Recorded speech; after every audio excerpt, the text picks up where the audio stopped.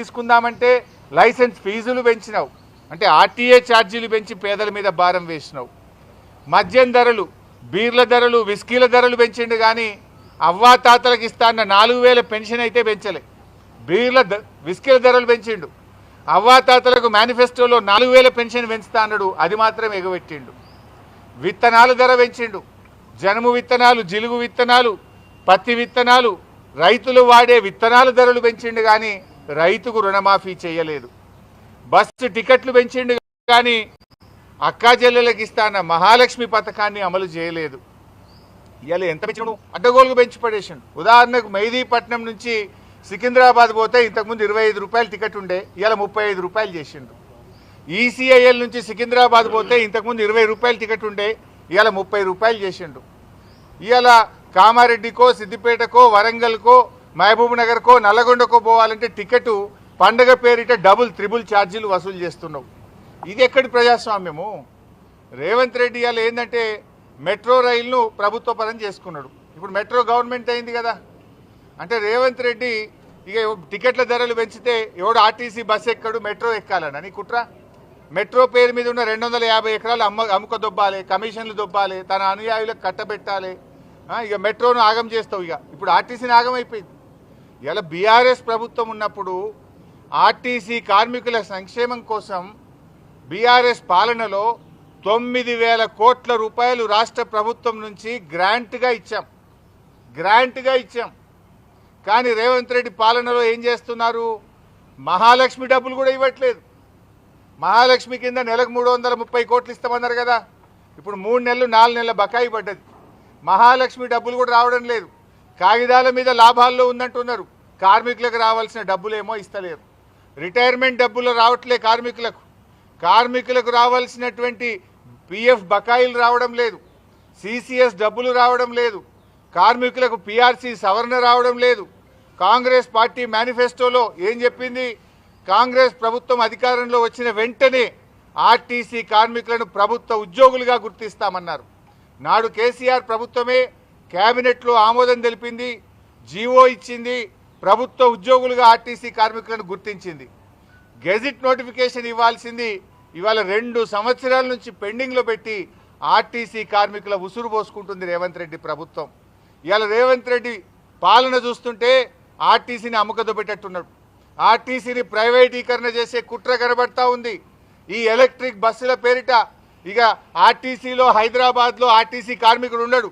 Electric bus వస్తే driver కూడా ప్రైవేటోడే, conductor ఉండడు, కార్మికుడు ఉండడు, డిపోలు ఉండయి, అంతా అమ్మకదొప్పుడే. మొత్తంగా ఆర్టీసీని ప్రైవేట్ పరం చేసే కుట్ర చేస్తుంది. ఇవాళ ఆర్టీసీ ఇక లేకుండా అయి కనుమరుగయ్యేటువంటి ప్రమాదం కనబడతా ఉంది.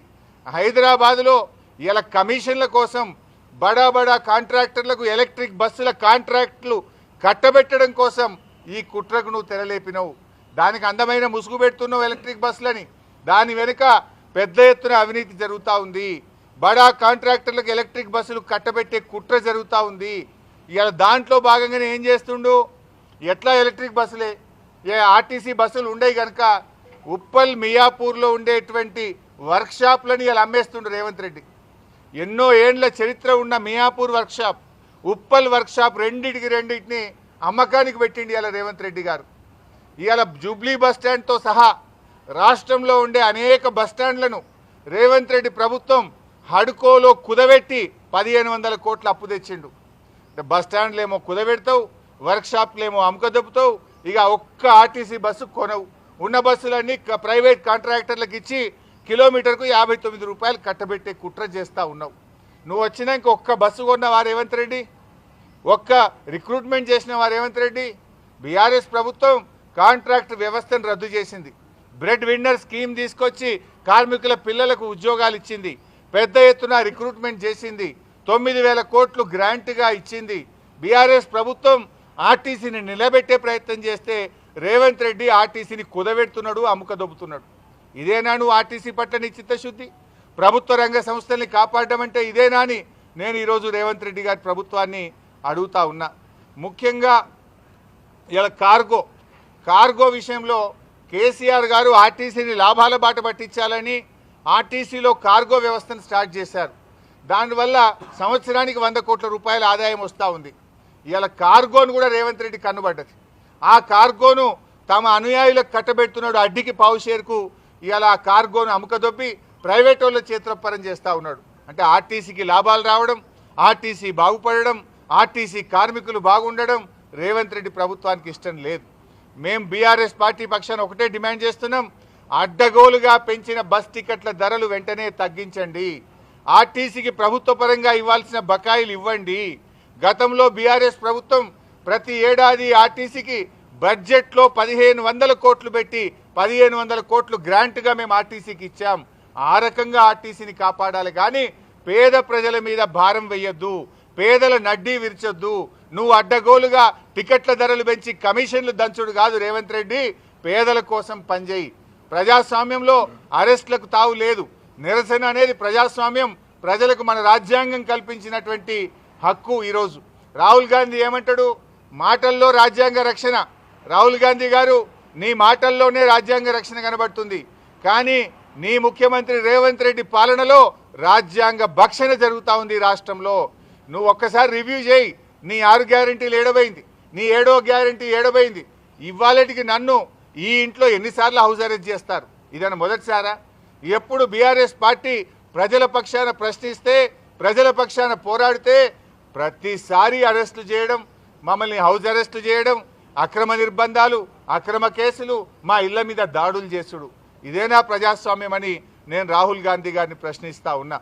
ఇప్పటికైనా ఆర్టీసీ పెంచిన ధరలు, ఇవాళ టోల్ గేట్ల పేరిట కానీ, పండగల పేరిట జరుగుతున్న దోపిడీ కానీ, రౌండ్ ఫిగర్ పేరిట జరుగుతున్న దోపిడీ కానీ, సిటీ బస్సుల్లో పెరిగినటువంటి అన్నీ కూడా ఉపసంహరించుకోవాలని, ఈ ఆర్టీసీని లాభాల బాటలో నడిపించాలని, ఆర్టీసీకి ప్రభుత్వం గ్రాంట్లు ఇవ్వాలని, ఆర్టీసీ కార్మికులను ప్రభుత్వ ఉద్యోగులుగా గుర్తించాలని, ఆర్టీసీకి మహాలక్ష్మి బకాయిలన్నీ కూడా వెంటనే విడుదల చేయాలని, ఆర్టీసీ ఉద్యోగులకు ప్రమోషన్లను పూర్తి చేయాలని మేము ప్రభుత్వాన్ని డిమాండ్ చేస్తున్నాం.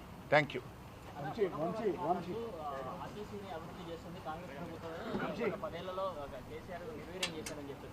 గత 10 ఏళ్లలో ఆర్టీసీకి 9,000 కోట్ల రూపాయలు ఇచ్చామని మాజీ ఆర్థిక మంత్రిగా నేను లెక్కలు చెప్తున్నా. నువ్వేమిచ్చినావో చెప్పు. రూపాయి ఇచ్చినావా? నువ్వు రూపాయి ఇయ్యలే. మహాలక్ష్మి కింద రావాల్సిన డబ్బులు 4 నెలలు బాకీ పడ్డాయి.